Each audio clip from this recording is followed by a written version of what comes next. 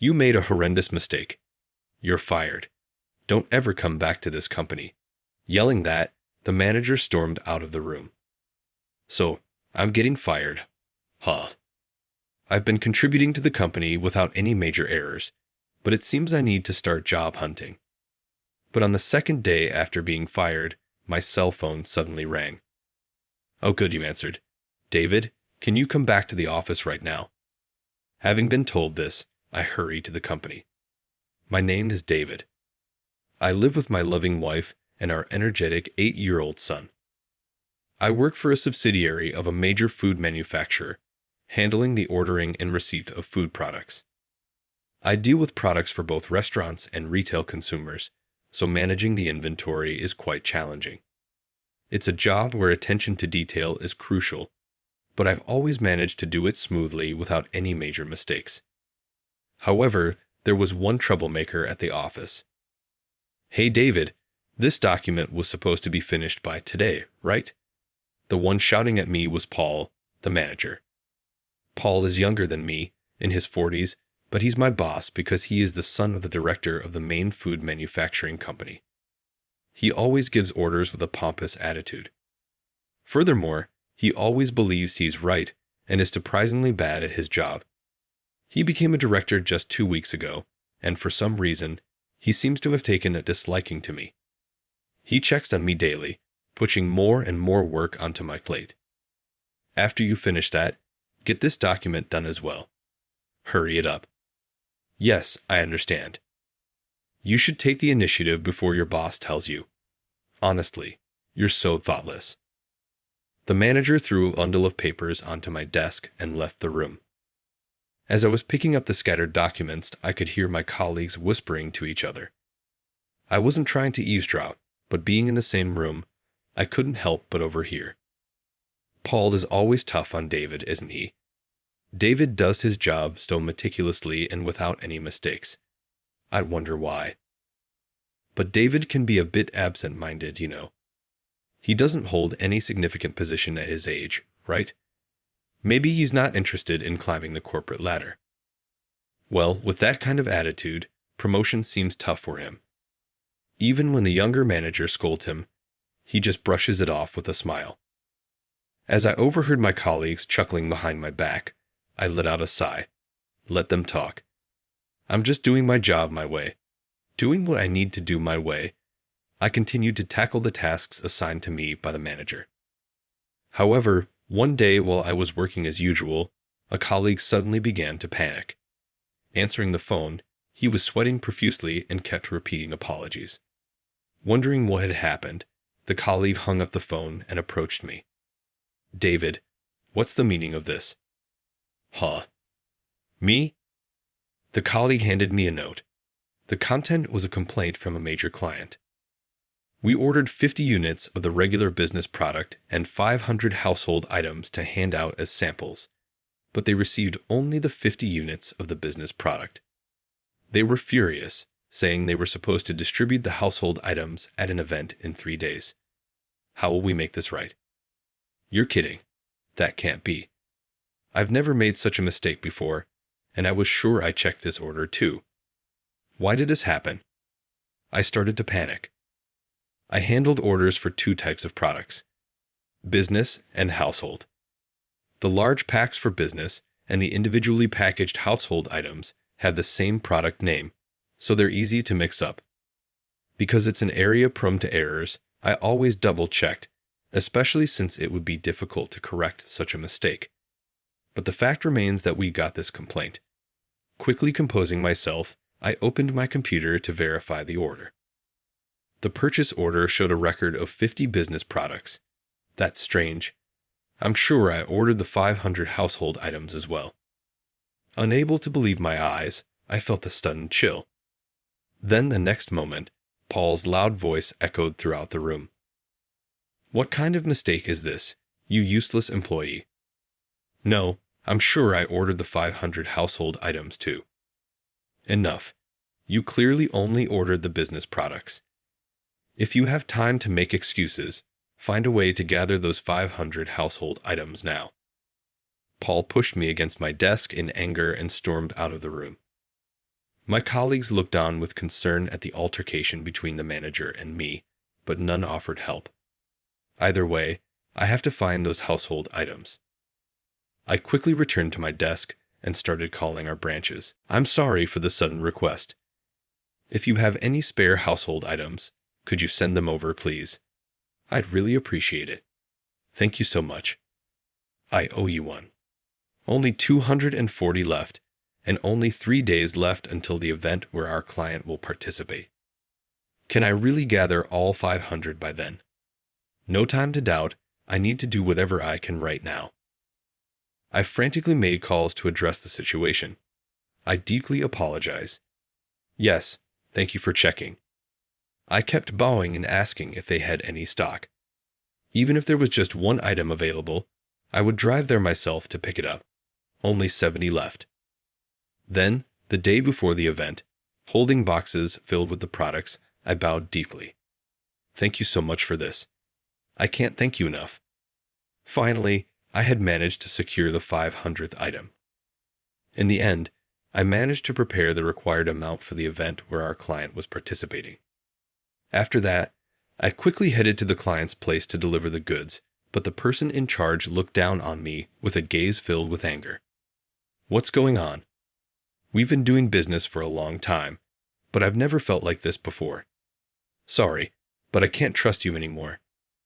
Our business relationship is over. The client angrily took the goods and with a slam, shut the door right in front of me. I stood there, head bowed in disappointment, for a while before slowly making my way back to the office. I did everything I could. When I got back, there stood the manager with a stern look, arms crossed, waiting for me. You really messed up this time. If this keeps up, you're going to ruin the company's reputation. You're fired. Leave now and don't come back. With that, the manager stormed out of the room. I trudged back to my desk, dejected. Is this how I get fired? My mistake caused the company so much trouble. I had always been a reliable employee and contributed well, but it seems I'll have to start job hunting. It'll be tough at my age since I hadn't climbed the corporate ladder. How will I break the news to my wife and son when I get home? With a heavy heart, I started packing up my things as the end of the day approached. I apologized to my colleagues. I'm really sorry for the trouble I've caused. Thank you for everything. I'll be on my way now. I went around apologizing to everyone and then clocked out after finishing the formalities to use my remaining paid time off. I realized there was nothing left for me to do at the company. It's been a long 3 days. I could hear the creaking as I stretched my neck and shoulders. What will I tell my wife and son when I get home? Would they be disappointed in me? Would they see me as a failure? No, they'll greet me with their usual smiles. Given their nature, they wouldn't blame me, but that thought somehow felt even harder to bear. Lost in thought, I found myself close to home. I'm home. Welcome back, Dad. You're late. Oh, you look a bit off. Something happened. Holding my energetic son in my arms, I smiled and shook my head in response to my wife's question. Just a little something. I'll talk about it later. All right then, let's eat once you've changed. I headed to my bedroom at a slow pace. Both my wife and son greeted me with warm smiles, just as I had imagined. That made me even more unsure about how to break the news to them.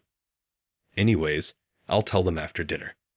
With renewed determination, I went back to the living room where my wife and son were waiting. Let's eat. Let's eat. So, what happened? You seem a bit down, Dad. Something wrong. Their voices, full of concern for me, made my heart race. But I couldn't keep this from them forever. Taking a deep breath and gathering my courage, I began to speak. I'm really sorry, you two. It looks like I've been laid off from work. Upon hearing my words, my wife's eyes widened in shock, rendering her speechless. Instead, it was my son who raised his voice. That's awesome, Dad. You don't have to go to work now, right? Yeah. I'll be home for a while starting tomorrow. Jay, let's go to the amusement park then. I've been wanting to go. My son is beaming, gazing at me with a big smile. I just stared back at my son, not expecting his reaction like this. Then my wife began to chuckle softly. "Oh, that's a great idea. You seemed quite swamped lately. It'd be nice for you to relax. I'd be happy if you were home more." I was taken aback by my wife and son's response, but at the same time, I felt a great sense of relief. I see neither of them blames me for getting laid off. I guess it's all right for me to just take it easy at home. Come to think of it, since my son grew up, we haven't really gone on any long trips. I had left all the parenting and household chores to my wife, so maybe this was a good opportunity to spend time with the family. Deep in thought, cherishing the moment, I smiled at the two of them. "How about this weekend when there's no school? Let's all go to the amusement park." "Yay, you promised, Dad. I'm looking forward to it already." Their joyful voices filled the living room. What a warm family gathering this is. I'm truly blessed to have these happy moments. Feeling a bit relieved, I continued with my meal. However, the very next morning, after I took my paid leave, my cell phone suddenly rang. The caller was a colleague from work. I wonder what's up. Did I make another mistake? With a hint of anxiety, I answered the call. "Hello, this is David." "Oh, David. Glad you picked up. I'm sorry to bother you during your vacation, but can you come to the office right away?" "Did something happen?" "I'm sorry. Please come back as soon as possible." "I can't explain in detail over the phone, but it's urgent." "Understood. I'll be right there." Hearing the urgency in my colleague's voice, I quickly got dressed. My wife looked at me with a puzzled expression. "Is everything okay? Was that the office?" "Yeah, they need me. I'm heading out." I arrived at the office about 40 minutes after the call. As I approached my department, the same colleague hurriedly came over. "David, thank goodness you are here. Please come with me quickly." Following my hurried colleague, I couldn't help but tilt my head in confusion. Why the rush? What could have possibly happened? As we ran, he started explaining the situation to me. According to him, the morning after I was fired, an infuriated COO stormed into our department. Why isn't he here? Explain this. "Oh, are you talking about David? We're okay without that guy." Paul, who was there, tried to calm the COO, but that seemed to make him even angrier. "What are you talking about? Just bring David back now." That's when they decided to contact me. Hearing my colleague's story, I was still puzzled. But I was fired, right? My colleague looked just as baffled. Leading me further, we soon came upon the CEO and a visibly upset manager. "Hey, David, good to have you back." I was under the impression I was fired." Hearing the word fired, the CEO opened his mouth in surprise, but soon broke out into a hearty laugh. "We'd never let you go. Without you, who's going to manage transactions for the company?" With that, the CEO showed me his computer screen. There, I saw the order page for our products. Spotting a red warning icon on the screen, I couldn't help but raise my voice. "Hey, something's off here. It looks like no orders have been placed since the day after I got fired and went on unpaid leave." "Well, that's because you weren't here." "Huh. Why would orders stop just because I'm not around?" "Because, David, it's a job that only you can handle." The CEO then handed a note to Paul, who sat silently. "Paul, can you place the order from this note?" "Sure." Upon receiving the note, Paul moved to the computer. However, as he was about to place it, he stopped, looking utterly confused. "Excuse me, what's written here? I need this in English to place the order." Hearing Paul's words, the CEO burst into hearty laughter. After a short while, he regained his composure and looked straight at me. "All right, David, can you handle the order from that note?" "Wait, what? No way. If I couldn't do it, there's no way David could. Just get up and hand that note to David." Following the CEO's command, Paul, looking a tad grumpy, passed the note to me, pushing it into my hand with a look that said, "Like you can't do any better." I took the note, sat at the computer as instructed, and checked the order details. Then I began placing it as usual. "This is a food product from Singapore. I'm placing the order now." "Is that English?" The words look all jumbled. "The next item is from Australia." "Oh, what's this product called?" "I can't read this at all." Paul kept interrupting, but I steadily continued with the order. Once I entered all the items from the note, I turned to the co. "If there's anything else, I'll order it right away. We have our regular order with South Africa coming up soon." "Right." "That's right. Hey, if there are any order requests, bring them over. David's back, and he can handle it right away." Upon hearing the CEO's words, several employees immediately rushed over. "David, could you please handle this? I need this done too, and urgently." As I busily input the orders from the forms being handed to me, I overheard Paul mumbling complaints from afar. "I can't believe it. How can David, of all people, place these orders?" That's when it hit me. It seems Paul didn't know I was proficient in English dialects. In fact, during my college years, I had researched various English dialects and had almost aced the test. I had especially studied English influenced by local languages in places like Singapore and South Africa, which allowed me to understand order forms without constantly looking up local terms. Being able to read and write all communications with vendors from those countries had been quite beneficial in transactions. Once I had finished inputting all the requested orders, I double-checked the product names and quantities. All right, everything seems correct and sent. I felt relieved to have successfully placed the orders, but then I noticed something odd. Huh. What's this? This computer was exclusively for orders and displayed order history and the last update history once an order was finalized. Moreover, an employee was required to operate this computer, so the name of the employee who was using it at the time was also recorded.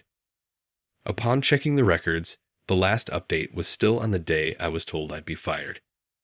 However, the last person to update it was listed as Paul. I see. That's what happened. What's going on, David? Everything became clear, and I stood up abruptly. The order mistake the other day wasn't my fault. Isn't that right, Paul? What are you on about now? It was your mistake, and that's why you were fired, wasn't it? Confronted by my accusation, Paul, with a red face, retorted.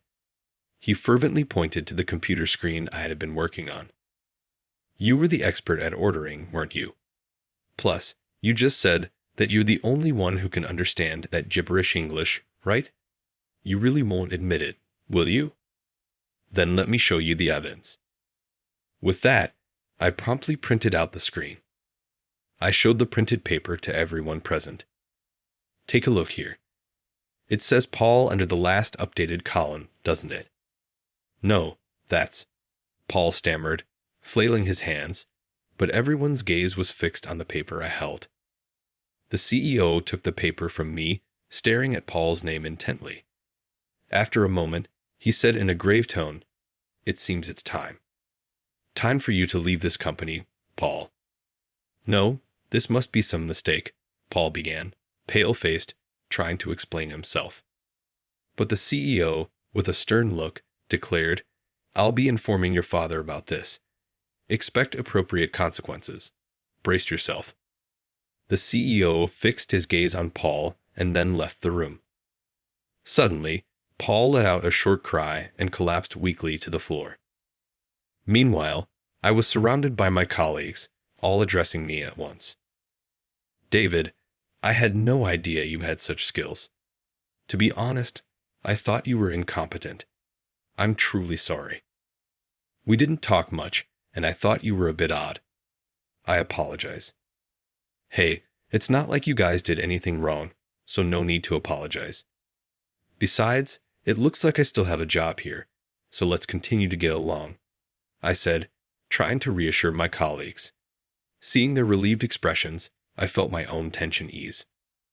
And so, having proven I hadn't made any mistakes, I safely returned home. When I told my wife and son that I'd be returning to work, they were genuinely overjoyed. A few days later, while I was on unpaid leave, my cell phone rang again. It was the CEO. "Sorry to bother you during your time off. The thing is, I got a call from a client. He insisted that he needed to speak with you directly." "That's okay. What happened after the order mishap?" "The client wanted to know if it truly was your mistake. They remembered how dedicated and passionate you have been in our dealings with them, and thought there might have been some misunderstanding." "Oh, I see." I was brought back to the memories of that time. It feels good to know that our long-standing client had such trust in me. The CEO continued speaking. "I always believed you couldn't have made that mistake, but to think that Paul tampered with it. I'm truly sorry for this. After that incident, we had a meeting with the high-ups, and as a result, he was let go. He deserved it after what he did. Paul's father is a top executive at our parent company, but it seems his actions were still inexcusable. From what the CEO said, Paul is currently looking for jobs at other companies, but rumors of his tampering are making it tough for him." After hanging up, I took a deep breath. Now I can get back to work as usual. With Paul gone, I'm even more motivated. Seeing my renewed energy, my wife said, "Seems like some good news," and chuckled. The next day, as we had promised, we took a family trip to the amusement park. My wife and I enjoyed the park, watching our son looking happy. "Dad, Mom, we can get a fast pass here." "Oh, they have that handy option." Our son explained that it was a system where we could use the attractions on a priority basis within a designated time. Seeing how much our son has grown without us realizing makes me feel warm inside. And so, we enjoyed the amusement park the entire day. Soon, the day to return to work arrived. I'm off. I left the house earlier than usual. The familiar commute route looked brighter to my eyes. Upon arriving at the office, I brushed off the dust from my suit and slowly entered the building. "Good morning." "Oh, good morning, David. I hate to bother you right as you get in, but could you handle this for me?"